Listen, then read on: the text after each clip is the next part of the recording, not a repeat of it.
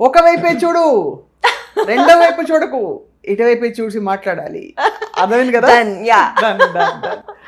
So Balakrishna గారు ఒక sensation, ఒక క్రేజ్, అందరికీ తెలిసిన విషయం ఇది. ఆయనకి చాలా అంటే ఆయన హ్యాండిల్ చేయడం చాలా కష్టం అని అందరు అంటుంటారు. బట్ మీ కెరియరే బాలకృష్ణ గారి సినిమాతో మొదలైంది. సో అసలు ఈ డబ్బింగ్ డైరెక్టర్ పాత్ర ఎలా మొదలైంది నాజియా? యాక్చువల్గా నేను వచ్చింది అసలు ఆర్టిస్ట్ అవుదామని. ఆర్టిస్ట్ అవుదామని వస్తే అంటే ఇంట్లో త్వరగా యాక్సెప్ట్ చేయలేదు, ఒక ఇన్సెక్యూర్ ఫీలింగ్ దానివల్ల. దెన్ ముద్దుపాటి రత్నం గారు రాజమౌళి గారికి చేశారు రైటర్గా, అండ్ లెజెండ్ మూవీకి బోయపాటి గారి మూవీస్ కూడా ఆయన రైటర్గా వర్క్ చేశారనమాట. సో హీ సజెస్టెడ్ మీ, ఇలా బ్యాక్ ఎండ్ ఒక జాబ్ ఉంటుంది, యు కమ్ ఫర్ దిస్, నీ వాయిస్ కూడా ఒక పెక్యులర్గా ఉంది వాయిస్ అని నన్ను ఆయన పంపించడం జరిగింది. అక్కడ నుంచి అంటే ఆర్సిఎం గారు అని ఉన్నారు, ఆయన స్టూడియోకి నన్ను పంపించారు. ఇన్ఛార్జ్ వర్మ గారు అని ఉన్నారు, చంద్రశేఖర్ వర్మ. సో ఆయన ద్వారా నన్ను అక్కడ పంపించారు. అక్కడ నుంచి 2019 ఆఫ్టర్ సంక్రాంతి నా కెరియర్ స్టార్ట్ అయింది డబ్బింగ్కి. అయితే అసలు ఈ డబ్బింగ్ డైరెక్టర్గా ఒక డబ్బింగ్ డైరెక్షన్ ఉంటుందని నాకు కూడా తెలీదు. నేను ఇలా డబ్బింగ్స్ చెప్పుకునేటప్పుడు స్క్రిప్ట్ రిలేటెడ్ ఏమైనా ఉంటే, అంటే మనకి మోస్ట్లీ ఈ నెట్ఫ్లిక్స్, అమెజాన్ సీరియల్స్ ఉన్నాయి కదా, సో అందులో కరెక్షన్స్ ఉంటాయి. అంటే కొన్ని మరీ బుకిష్గా అంత కలర్కియల్గా ఉండదు. అలాంటప్పుడు నేనేం చేసేదాన్ని, ఆ స్క్రిప్ట్, ఆ వ్యూ, అది చూసి వీడియో చూసినప్పుడు కాదే ఇది లైన్ ఇలా కాదే, వెరీ కలర్కియల్గా ఉండాలి, కొంచెం కౌంటర్ పార్టీలా ఉంటే బాగుంటుంది, నేను చెప్పనా అనేసి వాళ్ళని అడిగినప్పుడు మా ఇన్ఛార్జ్ గారిని కానివ్వండి, అండ్ సౌండ్ ఇంజనీర్స్ వీళ్ళు ఉంటారు కదా, ఓకే మేడం చెప్పండి, అలా వాళ్ళు నేను చెప్పడం చూసి ఎంకరేజ్ చేశారు. అక్కడ శ్యామ్ గారు అని ఉన్నారు, ఇప్పుడు తను ఇన్ఛార్జ్ అనమాట, సీనియర్ డబ్బింగ్ ఆర్టిస్ట్. ఆయన నన్ను చెప్పాలంటే చాలా ఎంకరేజ్ చేశారు. ఆయన దగ్గర ఫస్ట్ జాయిన్ అయినప్పుడు డబ్బింగ్ డైరెక్టర్గా నేను పఠాన్ మూవీకి వర్క్ చేశాను. Pathan movie Hindi to Telugu, Yash Raj YRF studios లో. సో బేసికలీ అంటే హిందీ తెలుగుకి డబ్బింగ్, హిందీది తెలుగుకి డబ్బింగ్. యా అది అంటే నా కెరియర్ స్టార్టింగే ఏదో చిన్న చితగా కాకుండా పఠాన్ మూవీ రావడం, it was like very amazing thing అనమాట. సో ఈ రెండు భాషలు తెలుసుండడం నీకు అడ్వాంటేజ్ కదా నాజియా? హిందీ తెలుగు ఇంగ్లీష్. అయ్యో ఇందులో అమెజాన్, నెట్ఫ్లిక్స్ రిలేటెడ్ కొన్ని మెక్సికన్, స్పానిష్ కూడా వచ్చాయి. ఆ ట్రయల్స్ అవి కూడా అయినాయి అనమాట, ఆ ఎక్స్పెరిమెంట్స్ కూడా అయినాయి. మధ్యలో మేమందరం నవ్వుకునే వాళ్ళం, ఈ ఇంగ్లీష్ టు తెలుగు డబ్బింగ్ వస్తాయి కదా, తారక రామాలో తప్పక చూడండి, ఆకాశంలో భూకంపం, ఇలాంటివన్నీ. కానీ ఇప్పుడు బాగా డబ్బింగ్ క్వాలిటీ చాలా పెరిగింది. అంటే అంతకుముందు మనం తెలుగు స్లాంగ్ తగ్గట్టు అలా కాకుండా ఇంగ్లీష్ డబ్బింగ్ జరిగినప్పుడు తెలుగు ఎలా తీసుకొచ్చారంటే అదే మాడ్యులేషన్, బట్ ఎందుకు ఇంగ్లీష్ మాడ్యులేషన్ వేరు ఉంటుంది, మనం తెలుగు ఇలా మాట్లాడుకుంటాం, అది కంప్లీట్గా డిఫరెంట్ ఉంటుంది. ఇంగ్లీష్ వాళ్ళని hey what are you doing, hey Jack have you, ఇలా మనం హే ఏంటి ఎలా ఉన్నావు స్వప్న ఏంటి సంగతి అలా. ఓకే, సో చాలా బాగుంది. సో హే అదే మేము కూడా అలాగా, అక్కడ చూడు పెద్ద రాకాసి బల్ వస్తుంది. ఇప్పుడు ఆ ట్రెండ్ మారింది, చాలా మారింది. అంటే కొంచెం కలర్కియల్ చేద్దాము, మన తెలుగుది స్లాంగ్స్ కూడా యూజ్ చేస్తున్నారు, రాయలసీమ, తెలంగాణ ఇలా కూడా అవి కూడా వాడుతున్నారు కదా. సో అది ఇప్పుడు కొంచెం చూసి నవ్వుకోవడానికి వీలుగా, ఇది మన లాంగ్వేజ్లోనే తీసారు అన్నట్టుగా ఉంటున్నాయి చెప్పాలంటే. ఇప్పుడు బాలకృష్ణ గారితో ఫస్ట్ అసోసియేషన్ ఎప్పుడు ఏర్పడింది? ఈ జర్నీలో నాకు అది లిటరల్లీ అది గాడ్స్ గ్రేస్, అది నా లక్ అంతే. అంటే నాకు ఈ డబ్బింగ్లో ఇలా దొరకని లక్ అక్కడ దొరికింది. వన్ ఆఫ్ ద ఇన్ఛార్జ్ ఆయన నవీన్ అని ఉన్నారు. సో చాలా జనరల్ క్యాజువల్గా అడిగారు, నాజియా భగవంత్ కేసరి ఉంది బాలయ్య గారికి, అంటే ముంబై నుంచి వస్తానంటే వద్దన్నారట బాలయ్య గారు. నాకు ఇక్కడ పర్సన్ కావాలి, తెలుగు హిందీ రెండు తెలిసిన వాళ్ళు కావాలి, అక్కడ నుంచి తెలుగు తెలియని వాళ్ళు వచ్చి నాకేం చేస్తారు, నాకెందుకు అంటే అప్పుడు సజెస్ట్ చేశారు, నువ్వు హిందీ చెప్తుంటావు కదా సో అని అంటే, యా నేకెవరు పూచి ఎందుకు కాదన్ను అనుకున్నా అని. అంటే ఒక 10 days అలా పడుతుంది అన్నారు. ఈ ఆస్క్ మీ ఆన్ సాటర్డే అడిగారు.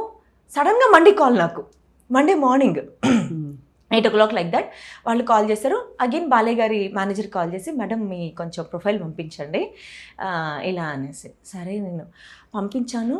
మేడం ఈ టైంకి ముహూర్తం పెడతారుగా బాలయ్య గారు, ఈ ముహూర్తంకి రామానాయుడు స్టూడియో పెడతారు. డబ్బింగ్ కూడా ఖచ్చితంగా డబ్బింగ్కి నేను బీయింగ్ డబ్బింగ్ డైరెక్టర్ నేను ఎప్పుడు స్టార్ట్ అవ్వాలన్నది కూడా చెప్తారు.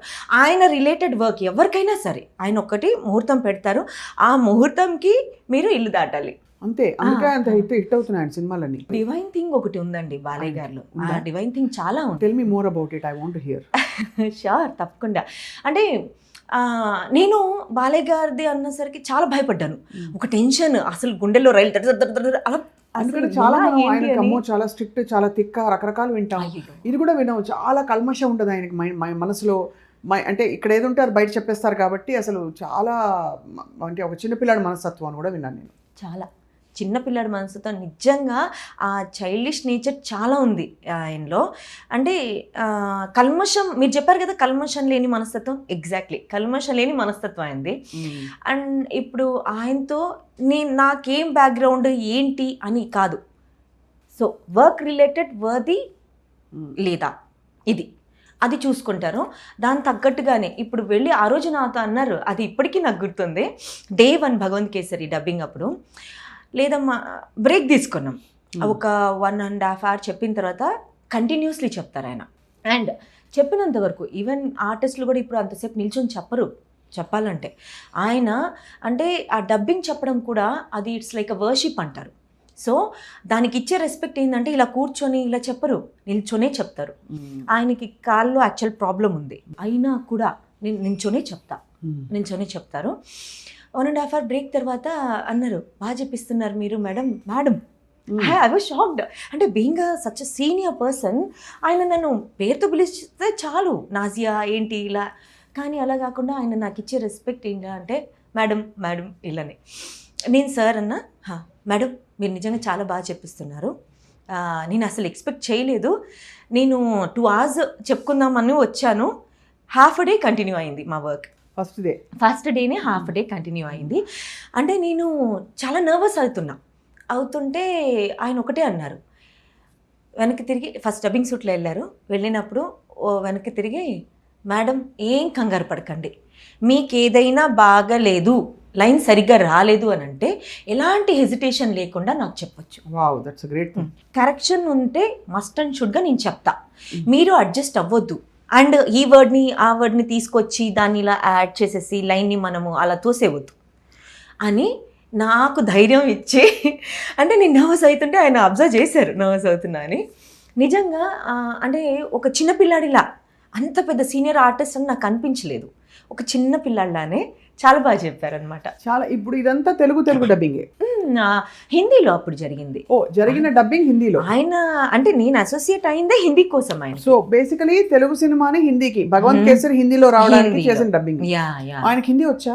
చాలా బాగా వచ్చు, బ్రహ్మాండంగా వచ్చు. ఎందుకంటే నేను సారే జహాసే అచ్చా ఒకసారి చూసి అందరం చాలా క్యూట్ గా అనిపించింది. అది కూడా అది ఏ బుల్బులే హం బుల్బులే అన్నారు ఆయన, కానీ చాలా క్యూట్ గా అనిపించింది. ఎవ్వరు కూడా దాన్ని తప్పట్టుకోలేదు.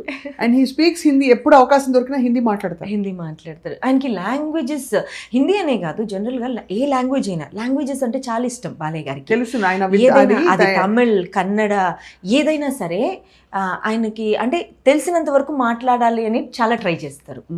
ఆ లాంగ్వేజ్, పర్టికులర్ లాంగ్వేజ్ కూడా చాలా రెస్పెక్ట్ ఇస్తారు బాలయ్య గారు. అవును, అది కనిపిస్తుంది. బికాస్ అది లిటరరీ ఇవి జెనెటిక్ గా కూడా కొంత ఎన్టీ రామారావు గారి, వాళ్ళ నాన్నగారి ఆ వర్క్ ప్యాటర్న్ అంతా ఫాలో అవుతున్నారు అది.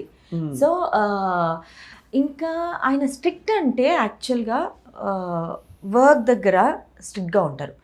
ఆయన చెప్పిన ఏదైతే వర్క్ చెప్తారో అది అసెంబ్ల్ అయిపోయి ఉండాలి, అందులో డిస్టర్బెన్స్ రాకూడదు. ఆ డిస్టర్బెన్స్ వల్ల ఏమవుతుందంటే ఆయనకి కోపం వచ్చేస్తుంది. ఒక ప్రాపర్ ప్లానింగ్ ఉంటుంది బాలయ్య గారిది, ఆ ప్లానింగ్ డిస్టర్బ్ అయినప్పుడే కోపం వస్తుంది. Example for what? ఇవాళ డబ్బింగ్ 3 సీన్లు చెప్పాలని ప్లాన్ చేస్తారు, అప్పుడు స్క్రిప్ట్ రెడీగా ఉండాలి అన్ని. అంటే లక్కీగా డబ్బింగ్ రిలేటెడ్ నేను అంతా ముందే మొత్తం అంతా దాన్ని ప్రాపర్గా చెక్, స్టూడియోలో కరెంట్ ఉందా లేదా మొదలుకొని అన్ని చూసుకోవాలి. అది మనకి ఇష్యూ ఉండదు కదా, మనకు బ్యాకప్ ఉంటుంది కాబట్టి. కరెంట్ లేదని ఇలా అదేమి అవ్వదు. ఇంకా ఇంజనీర్స్ కూడా చాలా ఇలా అటెన్షన్ అన్నట్టు ఉంటారు. వస్తారంటే అంటే వర్క్ రిలేటెడ్ ఒకటి, ఆయన మీద అభిమానం ఒకటి, బాలయ్య గారితో వర్క్ అయిన ఆ అభిమానం ఒకటి చాలా బాగుంటుంది. దాని తర్వాత నేను అసలు ఎక్స్పెక్ట్ చేయలేదు భగవంత్ కేసరి తర్వాత. ఆయన నెక్స్ట్ మూవీకి ఫర్దర్ భగవంత్ కేసరికి మీకు డబ్బులు ఇచ్చారు అయితే, ఆబ్వియస్లీ అంటే ఇస్తారు, ఇవ్వకుండా ఉండరు. ప్రొడక్షన్ సైడ్ నుంచి ప్రొడక్షన్ సైడ్ నుంచి ప్రొడక్షన్ సైడ్ అప్పట్లో డబ్బింగ్ డైరెక్టర్ అంటే దానికి ఒక టారిఫ్ లా, ఇప్పుడు ఇవన్నీ ఇప్పుడు ఆర్గనైజ్డ్ ఇండస్ట్రీ కాదు కదా ఇది, అంటే ఏ యూనిట్ ని బట్టి size of scale of production ని బట్టి ఇస్తారు. మీకు ఎలా తెలిసి నాజియా ఎలా అడగాలని చెప్పి? ఇప్పుడు ఎవరన్నా వచ్చి మీ రెమ్యూనరేషన్ ఎంత అని అడిగితే ఎంత చెప్పాలని ఎలా తెలిసింది? Depends on the movie and అది పెద్ద మూవీనా చిన్న మూవీనా ఇలా మనకు ఉంటుంది కదా. ఇప్పుడు మూవీ బడ్జెట్ అంటే if they are planning for pan India level ఒక different budget, if they are planning for OTT that budget is different. So according to that industry and plan exactly, so according to that నా budget ఉంటుంది అనమాట. అలాగంతే కానీ ఇంకా అన్నిటికీ ఒకటే అయితే చెప్పలేము. అంటే ఇంతవరకు budget related amount related problem కాలేదు నాకు. అది కాల్ షీట్ ని బట్టి ఉంటుందా మీకు, లేకపోతే నా వర్క్ ని బట్టి ఉంటుంది? వర్క్ ని బట్టి, బికాస్ ప్యాకేజ్ తీసేసుకుంటాను అక్కడ. ఒక ఫుల్ ఫిల్మ్ కి ఇంత, ఎన్ని రోజులు పట్టినా అంతే, ఎన్ని రోజులు పట్టినా అంతే.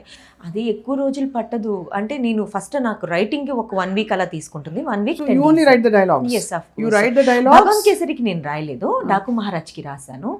అండ్ దానికి ముందు కొన్ని వెబ్ సిరీస్కి వాటికి Hindi Telugu and I work for even Vizag navy వాళ్ళకి కూడా చేశాను నేను. వాయిస్ ఓవర్స్ ఇచ్చున్నాను హిందీలో. NIN వాళ్ళకి ఇచ్చాను. వాళ్ళ so you are a multifaceted person, dubbing artist, voice over artist and dubbing director. Amazing కదా. And transcreator, actually it's not a translator, transcreator. Actually I creates the line. It's not like exactly line to line translate ఉండదు. I will recreate the line actually. So you met Urvashi also? Urvashi Rautela? No. Daaku Maharaaj ఎప్పుడు? No. లేదు, only Balayya garu. I met directors Anil Ravipudi garu at Bhagavanth Kesari time and Bobby garu Thaman గారిని వీళ్ళని introduce చేశారు. ఇలా I'm so and so అని. సుమన్ టీవీలో మీ personal and business promotions కోసం కింది నెంబర్కి కాంటాక్ట్ చేయండి.